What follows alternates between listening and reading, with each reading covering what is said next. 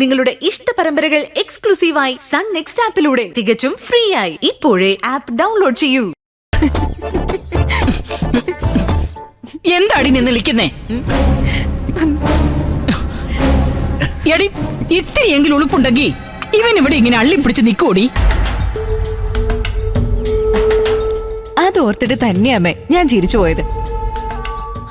ഈ ശ്യാമേട്ടന്റെ തൊലിക്കെട്ടി അപാരം തന്നെ. എന്ത് ചെയ്യാനാ, ജീവിച്ചു പോണ്ടേ. ഇന്ദ്രേട്ടാ, ഞാൻ ജോലിയൊന്നും ചെയ്യാതെ ചുമ്മാ ഇരിക്കാനൊന്നും പോകുന്നില്ല. ഇന്നു മുതൽ ശ്യാമിന്റെ കൂടെ ട്രാവൽസിൽ വർക്ക് ചെയ്യാനാണ് എന്റെ തീരുമാനം.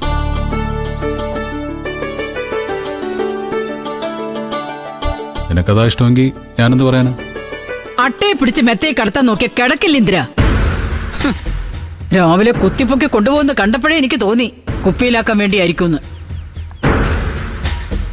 നിനക്കെന്നും മറ്റുള്ളവരുടെ വാലി തൂങ്ങി നടക്കാനടാ യോഗം. ഈ അളിയനും പെങ്ങളും അധികം താമസിക്കാതെ വാടക വീട്ടിലേക്ക് മാറും. അല്ല, അപ്പൊ നീ ഇവരോടൊപ്പം പോവൂലല്ലേ? ഇല്ലമ്മേ, ഇവിടുന്ന് അമ്മ ഇനി എന്നെ ഇറക്കി വിട്ടാലും ഞാൻ എങ്ങോട്ടും പോവില്ല. ഇനി സത്യൻ ഇവിടെ ഉള്ളതുകൊണ്ട് ഞങ്ങളും വാടക വീട്ടിലേക്ക് മാറണ്ടെന്നാ തീരുമാനിച്ചിരിക്കുന്നത്. എടാ, എങ്ങനെ എങ്ങനെ എങ്ങനെ? അതെ അമ്മേ, ഞങ്ങൾ ഈ വീട് വിട്ടു പോകില്ലെന്ന് ഉറപ്പ് കൊടുത്തോണ്ടാ സത്യേട്ടൻ ഇങ്ങോട്ടേക്ക് തിരിച്ചു വന്നേ. ആ വാക്ക് ഞങ്ങക്ക് തെറ്റിക്കാൻ പറ്റില്ലല്ലോ. വെറുതെ അല്ലടി നിനക്ക് നിന്റെ കെട്ടിയന് ഉളുപ്പില്ലെന്ന് ഞാൻ പറഞ്ഞത്. എടാ, ലേശമെങ്കിലും ഉളുപ്പ് ബാക്കിയുണ്ടെങ്കിൽ നീ പറഞ്ഞ സമയത്തിനുള്ളിൽ ഇവിടെ നിന്ന് പോണം. ദേ, ഇല്ലെങ്കിൽ ഇവരെ ഇവിടെ നിന്ന് ഇറക്കി വിടണം ഇന്ദ്ര. അതെങ്ങനെയാ? ഈ വീട് ഇവർ കൂടി അവകാശപ്പെട്ടതല്ലേ?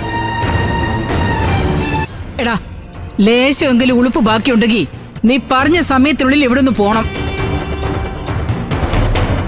ദേ, ഇല്ലെങ്കിൽ ഇവരെ ഇവിടെ നിന്ന് ഇറക്കി വിടണം ഇന്ദ്ര. അതെങ്ങനെയാ? ഈ വീട് ഇവർ കൂടി അവകാശപ്പെട്ടതല്ലേ?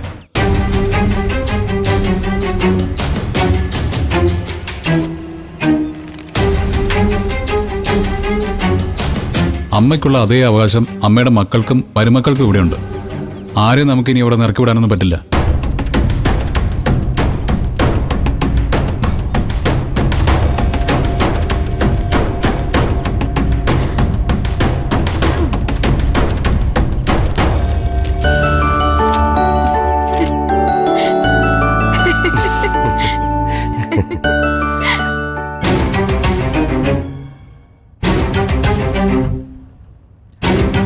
അമ്പിളി, നീ എന്തായി പറയുന്നേ?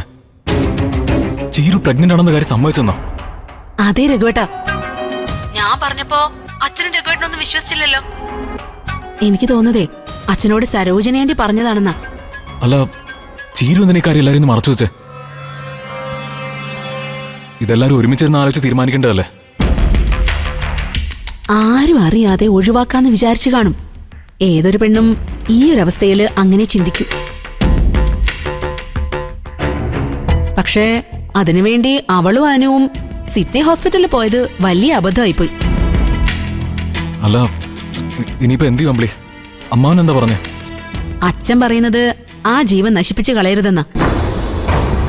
വിനയനെ ഡിവോഴ്സ് ചെയ്ത് ആ കുഞ്ഞിനെ ചീരു പ്രസവിച്ച് വളർത്തണോന്നാ. അല്ല, അത് ചീരുവിനെ കൊണ്ട് പറ്റുന്ന കാര്യമാണ് അമ്പിളി.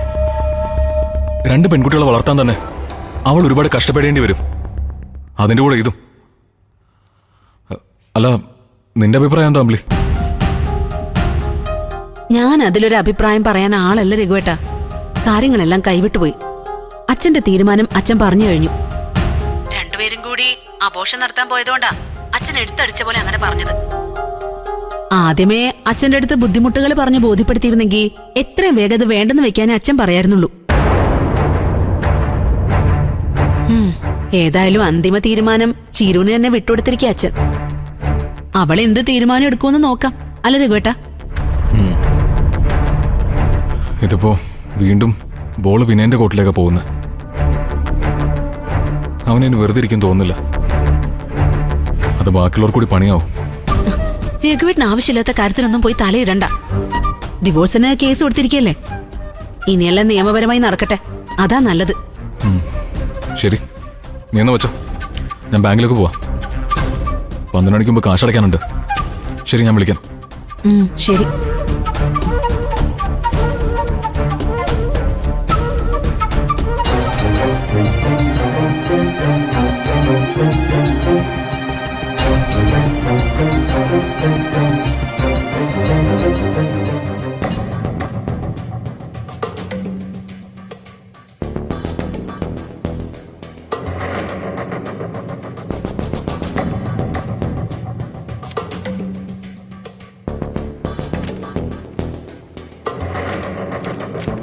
അല്ലോടെ ഇത് എന്ത് പരാതിയാ? തന്റെ ഭാര്യ ഗർഭിണിയാണെന്ന് തെളിയിക്കലാണോ പോലീസിന്റെ പണി? അവൾ ഗർഭിണിയാണ് സർ. പക്ഷേ എൻ്റെ ഭാര്യ എന്ത് ചെയ്തിട്ടും അത് സമ്മതിച്ച് തരുന്നില്ല. അതിനിപ്പോ പോലീസ് എന്ത് ചെയ്യാനാ? താനൊരു 2 മാസം വെയിറ്റ് ചെയ്യേ. സാധാരണ കള്ളന്മാർ ഒളിപ്പിച്ചു വെക്കുന്ന തൊണ്ടി മുതൽ പോലെ അല്ലല്ലോ ഇത്. ഓരോ മാസം കഴിയും തോറും സംഭവം വെളിച്ചത്ത് വരും.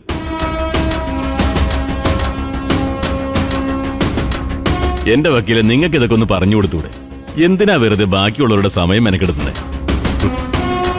സാറേ, സാറിന് പരാതി വായിക്കുമ്പോൾ വിചിത്രമായിട്ട് തോന്നാം.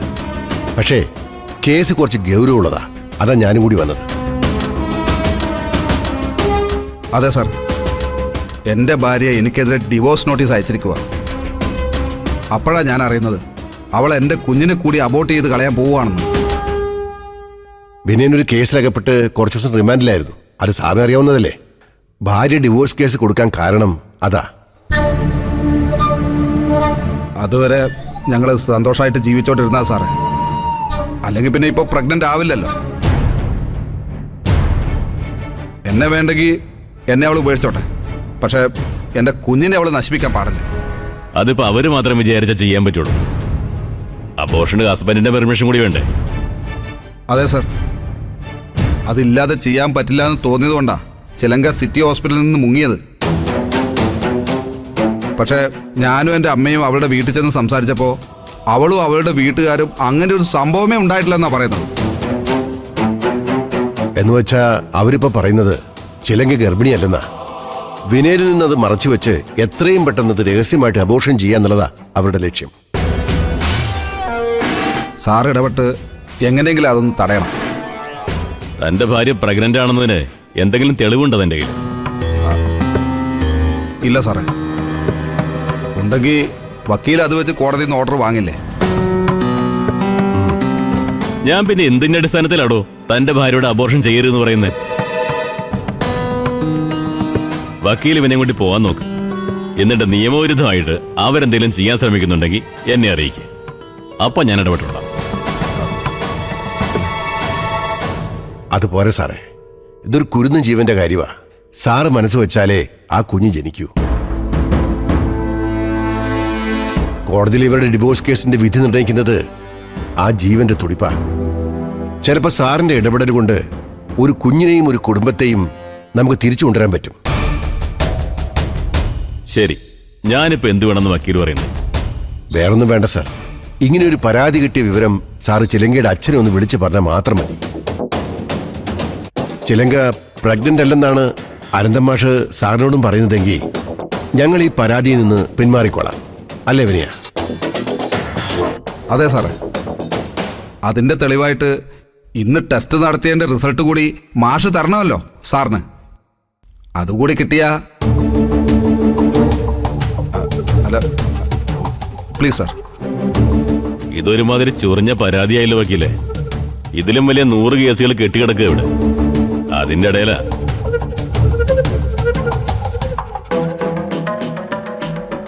സാർ. ശരി, ആ മാഷിന്റെ നമ്പർ പറ. 944 944. ബാക്കി പറയണു. 44 84 84.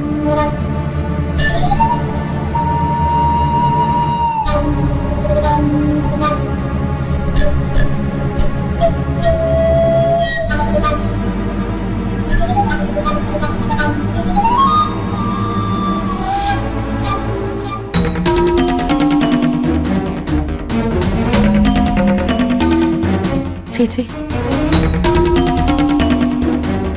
അച്ഛൻ മുറിയിലുണ്ടോ? ഉണ്ട്. എന്താ ചേരു?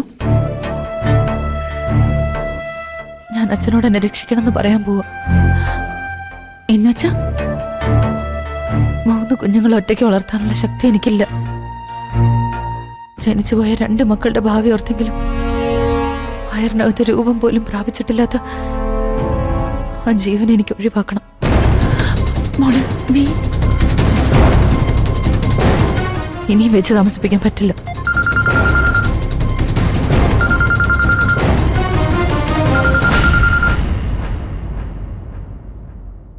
ഹലോ, ആരാ? അനന്തം മാഷല്ലേ? അതെ. മാഷേ, ഞാൻ SI പ്രശാന്ത്, സിറ്റി സ്റ്റേഷനിൽ നിന്ന് വിളിക്കുന്നത്. എന്തായിരുന്നു സാർ? ഇവിടെ മാഷിന്റെ മോള് ചെലങ്കയ്ക്കെതിരെ ഒരു പരാതി കിട്ടിയിട്ടുണ്ട്. അവരുടെ ഹസ്ബൻഡിനെ പരാതിക്കാരൻ. അവൻ എന്താണ് സാർ വേണ്ടത്? ഞങ്ങൾ ദ്രോഹിച്ചിട്ട് മതിയായില്ലേ?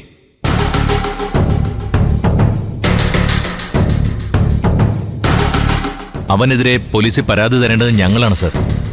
ജയിലിൽ നിന്ന് ജാമ്യത്തിലിറങ്ങി വന്നതിന് ശേഷവും ഓരോരോ കാരണങ്ങളുണ്ടാക്കി അവൻ ഞങ്ങളെ വീണ്ടും ബുദ്ധിമുട്ടിച്ചുകൊണ്ടിരിക്കുക.